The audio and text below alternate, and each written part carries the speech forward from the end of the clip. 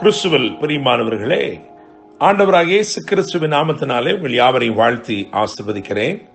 இந்த நாளுக்கென்று தேவன் நமக்கு அருளி இருக்கும் ஜீவ வார்த்தை யோசுவாவின் புஸ்தகம் 6ஆம் அதிகாரம் 27வது வசனத்தில் இருக்கிறது.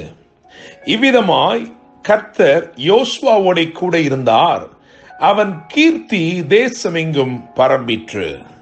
என கேட்கிற தேவனுடைய பிள்ளைகளே, இந்த நாளிலே தேவன் 3 விதமாக யோசுவாவோடு கூட இருந்தார். 3 நிலைகளிலே தேவன் யோசுவாவோடு கூட இருந்தார். இவைகளைத்தான் இந்த நாளிலே நாம் தியானிக்க போகிறோம். 3 வசனங்களையும் நாம் வரிசைப்படுத்த இருக்கிறோம். தேவனுடைய பிள்ளைகளே, யோசுவாவின் புஸ்தகம் 1ஆம் அதிகாரம் அதிலே 5வது வசனத்தை வாசித்து பார்க்கும் பொழுது அங்கே ஆண்டவர் இப்படியாய் சொல்லுகிறார், நான் மோசையோடு இருந்தது போல உன்னோடும் இருப்பேன், நான் உன்னை விட்டு விலகுவதும் இல்லை, உன்னை கைவிடுவதும் இல்லை. என கேட்கிற தேவனுடைய பிள்ளைகளே, அப்படி என்றால் கர்த்தர் மோசையோடு எவ்விதமாய் இருந்தார் என்பதின் வெளிப்பாடு நமக்கு கிடைக்க வேண்டும். மோசையோடு எப்படி இருந்தாரோ அப்படியே அவர் யோசுவாவோடும் கூட இருக்க போகிறார். ஒருவேளை மோசையோடு கூடவே இருந்த யோசுவாவுக்கு அது நன்றாய் தெரிந்த ஒரு சம்பவமாய் இருக்கும். மோசையோடு தேவன் எப்படி இருந்தார் என்பதை இளைஞனாக அல்லது வாலிபனாக மோசையை பற்றி கொண்டிருந்த யோசுவாவுக்கு நன்றாய் தெரிந்த காரியம். ஆனால் நமக்கு அது தெரியாது. எனவே வேதத்திலே சொல்லப்பட்டிருக்கிற வசனத்தின் வெளிச்சத்திலே தேவன் எவ்விதமாய் மோசையோடு இருந்தார் என்பதை நாம் தியானிக்கலாம். 3 விதமாக கர்த்தர் மோசையோடு இருந்ததாக வேதம் சொல்கிறது. அப்படியே யோசுவாவோடும் தேவன் இருந்தார். முதலாவதாக யாத்திராமம் 4:12 பார்க்கும் பொழுது அங்கே ஆண்டவர் சொல்லுகிறார், நான் உன் வாயோட இருந்து நீ பேச வேண்டியதை உனக்கு போதிப்பேன் என்று சொல்லுகிறார். எனவே முதலாவது தேவன் மோசையுடைய வாயோடு கூட இருந்தார், அப்படியே அவர் யோசுவாவுடைய வாயோடும் கூட இருந்தார். தேவன் நம்முடைய வாயோடு இருப்பது மிகவும் அவசியமான ஒரு காரியம்.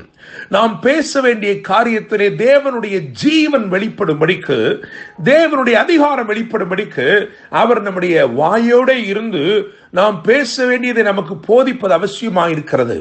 அப்படியாகத்தான் புதிய ஏற்பாட்டிலும் பேசுகிறவர்கள் நீங்கள் அல்ல, உங்களுக்குள் இருக்கிற பரிசுத்த ஆவியானவரை உங்களை கொண்டு பேசுவார் என்று எழுதியிருக்கிறது. எனவே தேவன் நம்முடைய வாயோட இருந்து நமக்காக பேசுவது அல்லது நம் சார்பிலே பேசுவது மிகவும் அவசியமாயிருக்கிறது. அதற்காகத்தான் அவர் அந்நிய பாஷைகளை எல்லாம் நமக்கு அருளி இருக்கிறார்.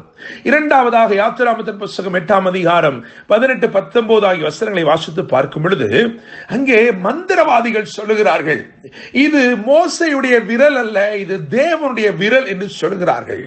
அவர்கள் பேன்களை பிறப்பிக்கும்படிக்கு பிரயத்தனம் செய்து அவர்களால் முடியவில்லை என்று வந்தபோது அவர்கள் சொன்னார்கள், இது தேவனுடைய விரல் என்று சொல்லி. அப்படியாக மோசையுடைய விரல்களோட அவர் கூட இருந்தார். எனவே அவன் செய்கிற காரியங்கள் எல்லாம் வாய்த்தது. தேவனுடைய பிள்ளைகளே, இன்று கர்த்தர் நம்முடைய விரல்களோடு இருப்பது மிகவும் அவசியமான காரியம். நிச்சயமாய் தேவன் உங்கள் விரல்களோட கூட இருந்து நீங்கள் செய்கிற காரியங்களை வாய்க்க பண்ணுவார். மூன்றாவதாக யாத்திராமத்தின் புஸ்தகம் 33ஆம் அதிகாரம் 15-17 வரை உள்ள வசனங்களை வாசிக்கும் பொழுது அங்கே அவனுடைய வழிகளில் அவனோட கூட இருந்தார்.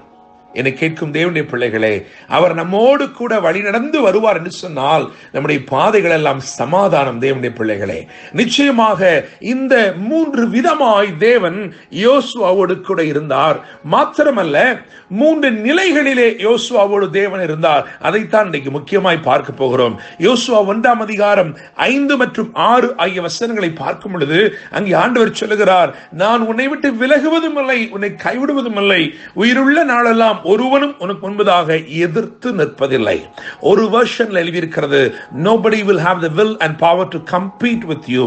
உன்னோடு கூட போட்டியிடுவதற்கு கூட ஒருவரும் இருக்க மாட்டார்கள். காரணம், தேவன் உன்னோடு கூட இருக்கிறார் என்று சொன்னால் அப்படிப்பட்ட ஜெயத்தை உன் வாழ்க்கையிலே தருகிறார். இந்த முதல் பகுதியிலே, அதாவது யோசுவா 1:5-6 வாசிக்கும் பொழுது அங்கே பங்கிட்டு கொடுக்கும் போது தேவன், என கேட்கிற தேவனுடைய பிள்ளைகளே, ஒரு பங்கும் இல்லாமல் ஒன்றுமே இல்லாதவனாய் புறப்பட்ட இந்த யோசுவாவை பார்த்து சொல்லுகிறார், அப்பா, நான் என்னுடைய தாசனாகிய மோசே மூலமாய் வாக்கு பண்ணப்பட்ட அல்லது ஆபிரகாமுக்கு உடன்படிக்கை பண்ணி நான் கொடுத்த அந்த பெரிய சுதந்திரத்தை நீதான் பங்கிட்டு கொடுக்க போகிறாய். என்னை கேட்கும் தேவனுடைய பிள்ளையே, இதை கேட்டுக்கொண்டிருக்கிற உன் வாழ்க்கையில இப்பொழுது ஒன்றுமே இல்லாமல் இருக்கலாம்.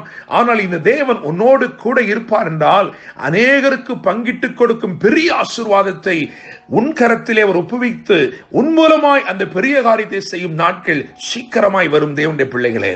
எனவே பங்கிட்டு கொடுக்கும் போது தேவன்.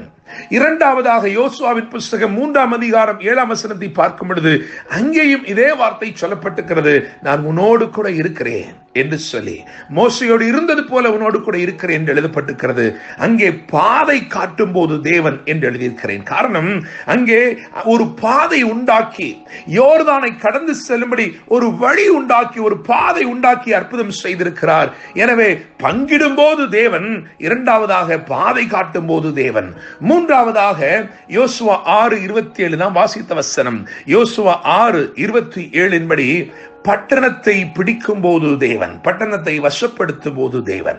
என்னை கேட்கும் தேவனுடைய பிள்ளைகளே, எதிரடையாய் காணப்பட்ட, தடையாய் காணப்பட்ட இந்த எரிகோவை தகர்த்து தேவன் ஒரு பெரிய ஜெயத்தை, ஒரு பட்டணத்தை பிடித்துக் கொள்ளும்படி அனுக்கிரகம் செய்தார். அப்படி செய்யும் போது ஆண்டவர் சொன்னார், இவ்விதமாய் கர்த்தர் யோசுவாவோட கூட இருந்தார், அவன் கீர்த்தி தேசமெங்கும் பரம்பிற்று என்று எழுதியிருக்கிறது. என்னை கேட்கும் தேவனுடைய பிள்ளைகளே, நான் நம்புகிறேன், விசுவாசிக்கிறேன், இந்த நாளிலே பங்கிட்டு கொடுக்கும் போது தேவன் உங்களோடு கூட இருக்கிறார். அவர் உங்களோடு கூட இருந்து ஆசீர்வதித்து உங்கள் மூலமாய் அநேகருக்கு பங்குகளை கொடுக்கும்படி செய்கிறார். தேவன் இரண்டாவதாய் உங்களோடு கூட இருந்து உங்களுக்கு பாதை காட்டி உங்களை வழி நடத்துகிறார்.